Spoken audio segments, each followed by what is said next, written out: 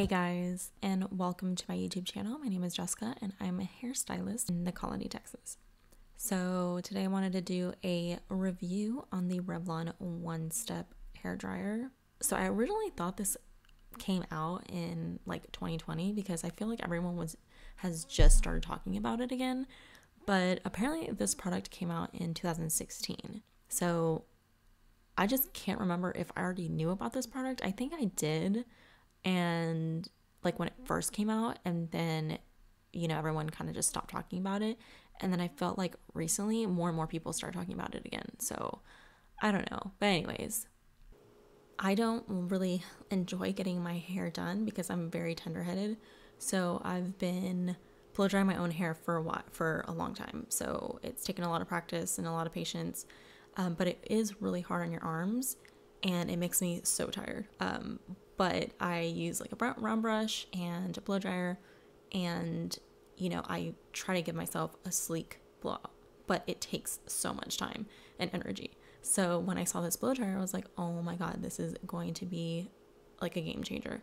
So I went ahead and bought it, and it had already been like clients were recommending it.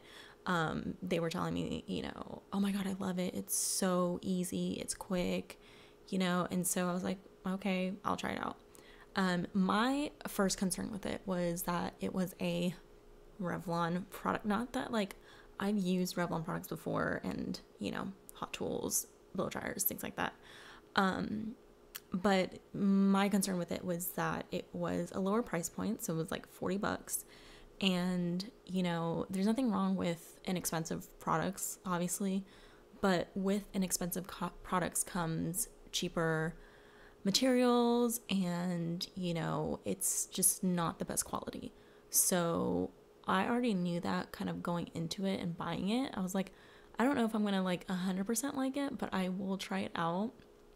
And I even think I bought it from Ulta, and I think I got like a coupon or something for it. So I was able to save a couple dollars on it. So I brought it home and I was so excited to use it. So I washed my hair, and another thing was that people were kind of using it when they just got out of the shower, their hair was still wet, and blow drying it. And so one of the first things that you kind of learn really like in hair school, or just when you start doing hair, is that you don't want to go in with a brush and blow dryer when your hair is wet. You want to get your hair majority, like 70 to 80% dry before you actually run a brush through it when you're blow drying, just because your hair is so weak and fragile when it's wet.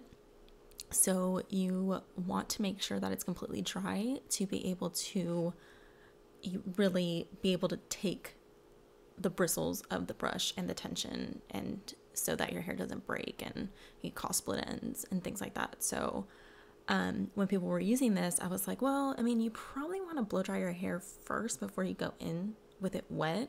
Like I see the idea behind it, like, oh, it's a one step. You literally get out of the dryer or get out of the shower and you run this blow dryer through your hair, and it dries it and styles it all in one go.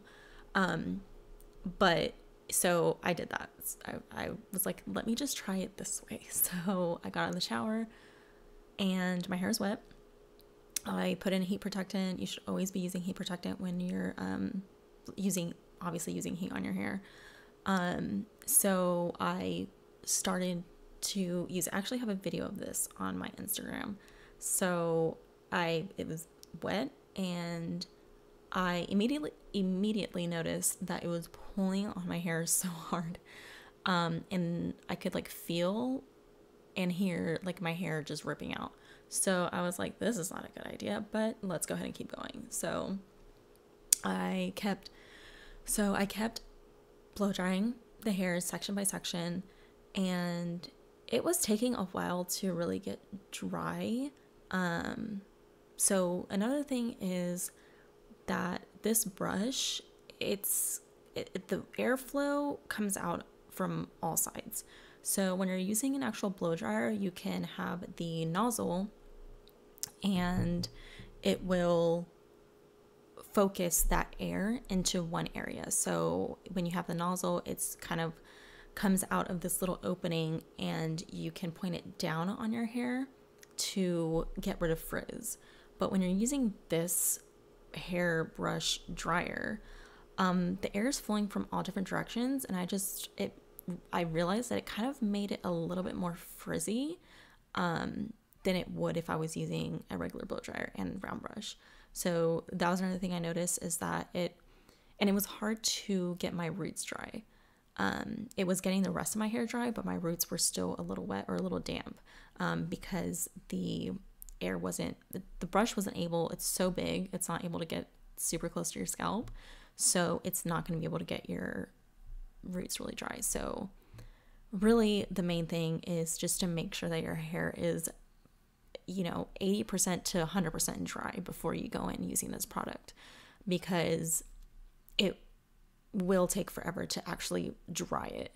And it will help with smoothness if you do it if you use the one-step blow dryer when it's dry. So here I am going through, it's not smoothing my hair completely. So I'm kind of taking it, just at the top to smooth it down, instead of kind of curling it under my hair to create that round brush effect. I'm kind of brushing it over the top so it kind of smooths everything and doesn't leave everything like super frizzy. So yeah, I did notice that it doesn't completely smooth everything down. And another thing is that it kept burning my hand.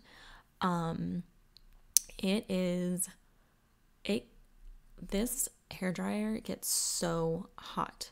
That's another thing I noticed, is that if you haven't been using heat protectant before using this product, are definitely going to have to use it now.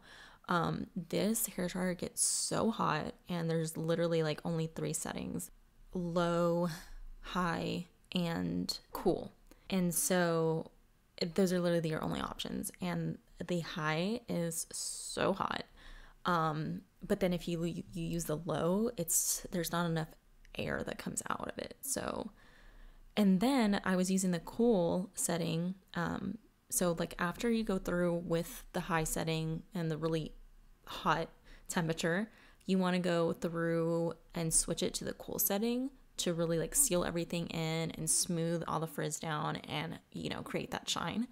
So when I was using the cool setting, it was not getting cold. It was still warm. It was still coming out kind of hot.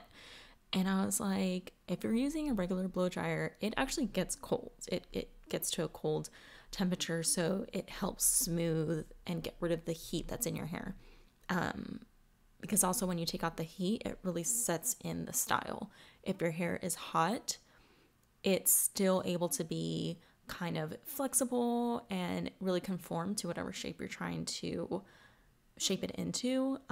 So you want to go in with cool air, or like if you're curling your hair, you want to let the curls set before you brush through them. Because when your hair's hot still, it's not going to really retain the shape that you're trying to achieve. So I'm trying to use this cool setting, and it's not cool at all. So that's another thing, is that I feel like it literally just shoots one temperature no matter what setting you put it on. It's like, like the low and cool settings are the same, and the high is just like maybe the same temperature, but just like to the extreme. In this video, I let my hair air dry before I used this hair dryer. In the video that I have on my Instagram, my hair is wet. One thing I do like about this hair dryer, or just hair dryers that are like this, which nowadays there's plenty different brands that have their version of this that are a lot better for your hair as far as the heat controls and the materials that are a little bit more high quality. So there's a couple different brands that have made their own versions of it. I believe Drybar, Chi, Amika. It's literally, there's so many now.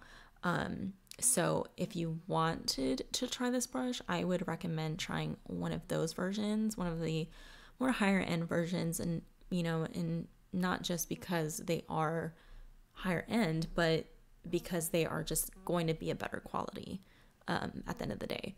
So what I do like about these brushes is, yeah, it does smooth, and it is kind of a one step where it does blow dry and smooth in one go.